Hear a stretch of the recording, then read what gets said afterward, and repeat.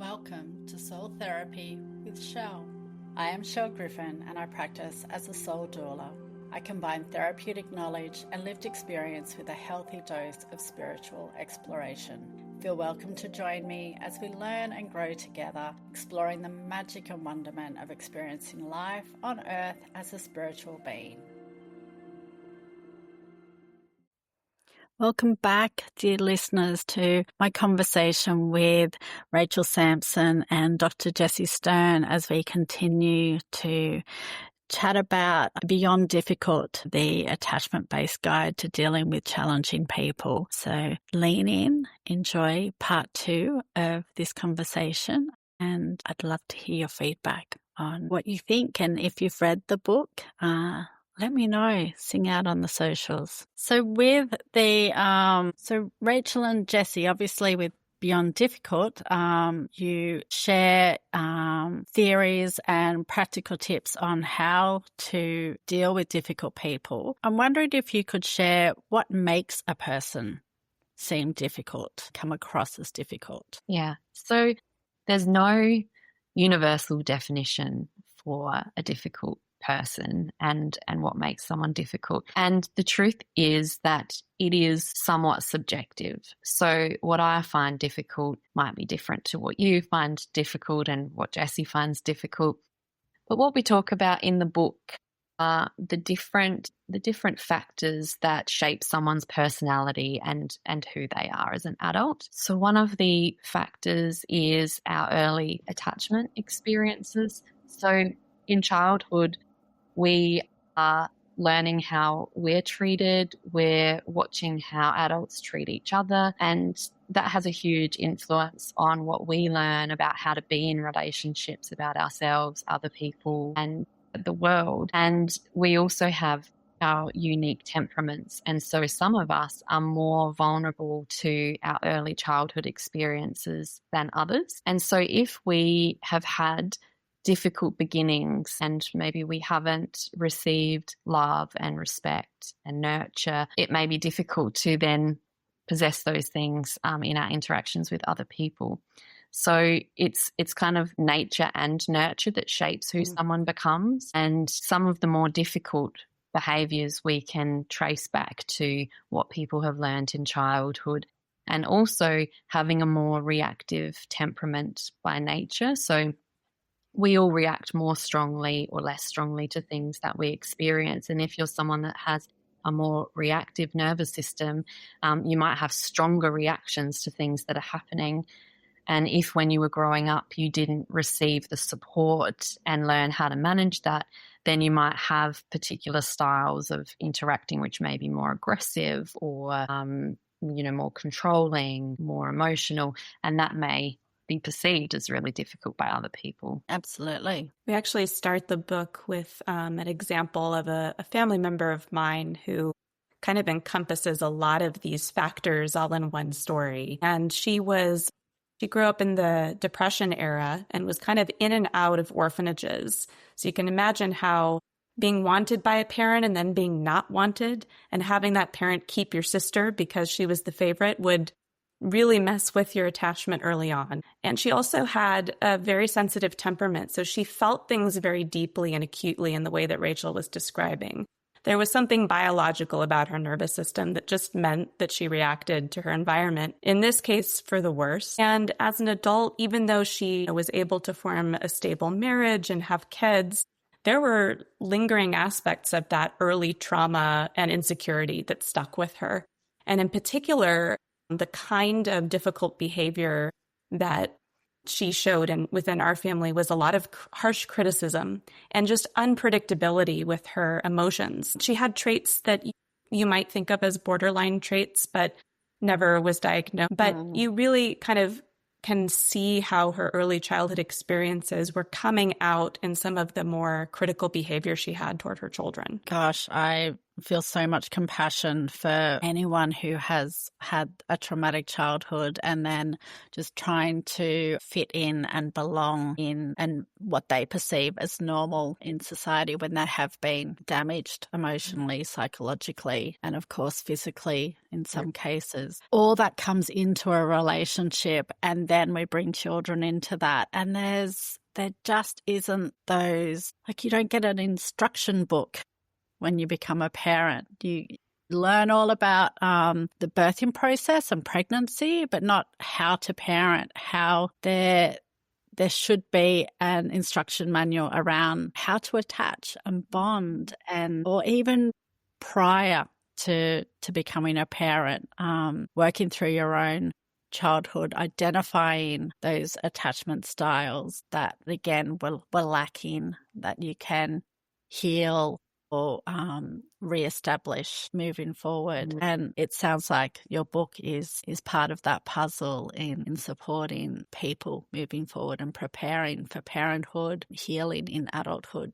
Yeah, that's exciting. I think the book expresses a core belief that Rachel and I share, that it's never too late to make change in the way that we interact with people.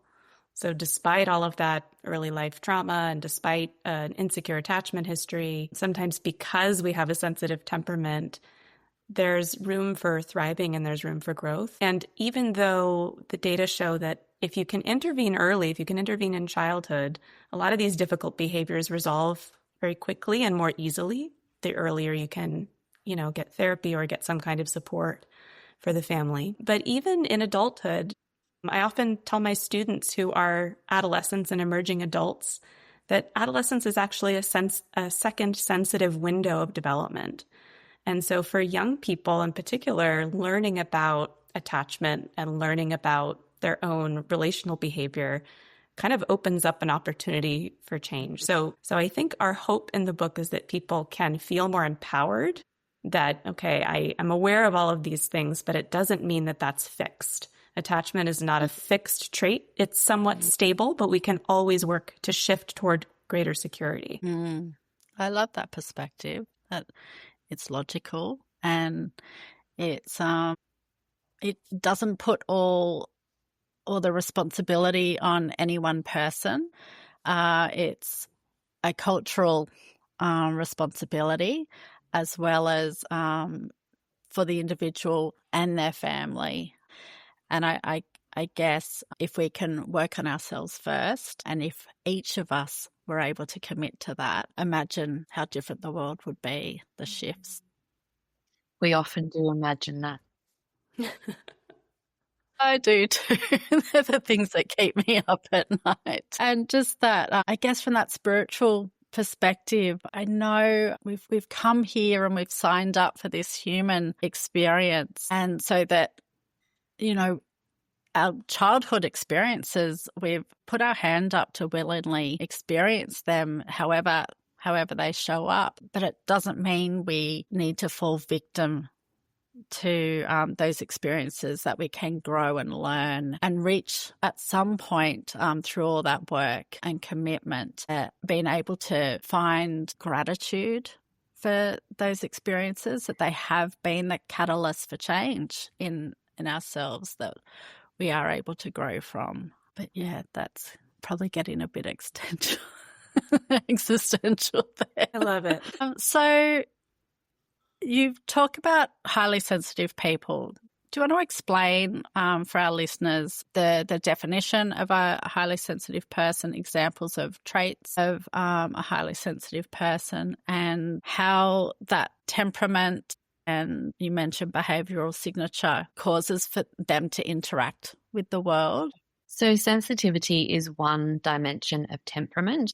Most of us are familiar with temperament traits like introversion or maybe conscientiousness, extroversion. Sensitivity is just one dimension of temperament, and it is how strongly impacted we are by our environment. And so 20 to 30% of the human population and over 100 species of non-human animals are more highly sensitive to the environment, so more strongly impacted than the majority. And so the characteristics that might make up that susceptibility include things like processing the environment more deeply, having more strong emotional reactions to things that happen, processing more details in the environment, so noticing things that other people might not notice. And in a day-to-day sense, that could be things like really noticing subtle changes in someone else's mood. It might be more strongly impacted by physical aspects of the environment, the temperature, the lighting. It might be being emotionally moved by poetry or music more so than other people. There's a whole range of different traits, and if people are interested, you can have a look at the highly sensitive person scale, which is freely available online, and see how sort of where you fit. And it's not two sort of categories of low or high, it's actually a continuum. And so about 30% of people are highly sensitive, about 40% are moderately sensitive, and then the remaining 30% are lower sensitivity. And so people who are more highly sensitive are taking in more from the environment, are noticing more, processing it more deeply, and so are more impacted. And so that might mean that you're more strongly affected by an interaction with someone with a prickly personality. It might be that someone who is not so sensitive can brush it off and didn't sort of think too much about it, maybe didn't notice it as much. Whereas if you're someone who's highly sensitive, that might have really impacted you. You might be left really thinking about it and affected by whatever it was that happened in that interaction. And because highly sensitive people are a minority and our emotional responses are stronger, that could also be perceived as more difficult by people who aren't so sensitive. So why are you making a big deal about this? Or, wow, that's a really strong reaction to this, why are you reacting in this way? And so if you're someone who is not as sensitive, it might seem like highly sensitive people are more dramatic, more reactive.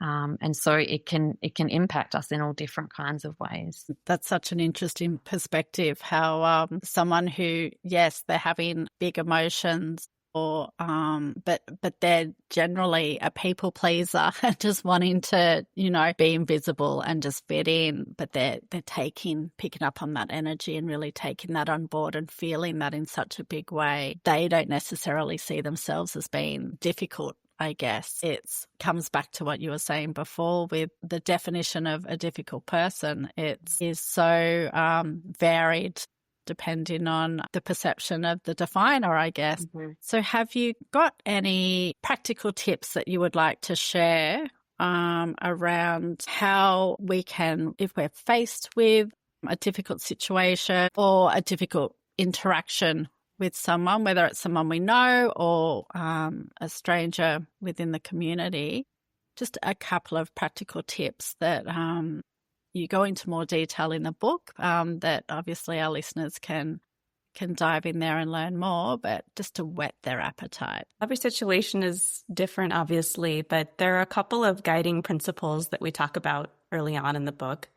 And one is to kind of reframe the way you think about the behavior as all difficult behaviors communication. So we can start from a place of curiosity. What's the message underneath this difficult behavior? So for example, there's a story in the book of a business owner and her partner in the business. And this woman, Claudia, was about to leave the business, and she had set everything up so her business partner would have everything she needed. She had done her due diligence, let her know well ahead of time, made sure she was set up for success. But then as the date drew closer, she received this very sudden, out of the blue, angry email from her coworker, as if she were doing something personal to her. And I think the first step this woman, Claudia, took was to say, what's actually going on underneath this angry email? On the surface, there's just the reactivity of, oh my gosh, this person is upset at me. There must have been something I didn't do correctly in this relationship. Yeah. But then she kind of reframes and decides to talk to her business partner face-to-face, which was a great idea rather than just responding via email. And part of what emerged in that conversation was that her business partner was reacting from a place of being triggered by her past. And she had had an abandoning father who had a lot of mental health issues. And so when her business partner was about to leave, suddenly this reactivity came up. So the message underneath this angry email was, don't leave me, I'm going to miss you. So sometimes just reading between the lines or reading beneath the surface of a difficult behavior is a first step. But secondly, we can't respond well when we ourselves or when the other person feels threatened. So a good rule of thumb for dealing with difficult behavior is safety first, to try and come to a grounded, secure place within yourself, which in the book we call healthy adult mode. Grounding yourself in the feeling of being secure in who you are and what you need from the relationship, and knowing your own worth so that you're coming to the table from that kind of empowered place rather than from this reactive place of, oh my God, I've done something wrong, or conversely, you are terrible and I have no part to play in it, right? Yeah. So coming from a perspective of safety first also means that that person who's being difficult, they can't hear your side of the argument until they also feel safe. Because probably the reason they're acting so lousy is they're threatened in some way. So those are two guiding principles, and I'll let Rachel say more. But those are some that I often come back to in my own life when I'm feeling really reactive, when someone's being a jerk. Yeah, and I think it depends what we want from the relationship as well. So amount of energy that we invest, we can think about that in terms of, is this a relationship that I want to maintain? You know, if this is, you know, like you said, a stranger on the street or something like that, you know, the way that you handle it might be different, and not everything needs a response. And so we would encourage people to think about that. And we do in the book, you know, when you're going through the practical section, you don't need to apply what's in there to every situation with a difficult person. Communication strategies are a big piece of the book, and the way we communicate and what skills we use will depend on whether it's a relationship we're wanting to maintain and improve, or if it's just that immediate situation that we're wanting to handle. So boundaries are a bit of a buzzword at the moment, and they can be really important, you know, in the short term, and also if there's patterns of boundaries being violated in a longer term relationship we want to maintain. But then there's other strategies like communicating in a way that allows the other person to feel seen and heard. So strategies like paraphrasing back what someone has said is a very simple and very effective way to diffuse a situation. And so if you are, you know, a nurse or, you know, a medical staff in a hospital, and there's a, you know, angry person that might be injured or intoxicated, one of the ways that you can diffuse a situation like that is to ensure that the other person knows you're hearing their message. So we could come in hard and fast in that situation and say, this behavior is not acceptable. You know, you can't be yelling. You need to get to the back of the line.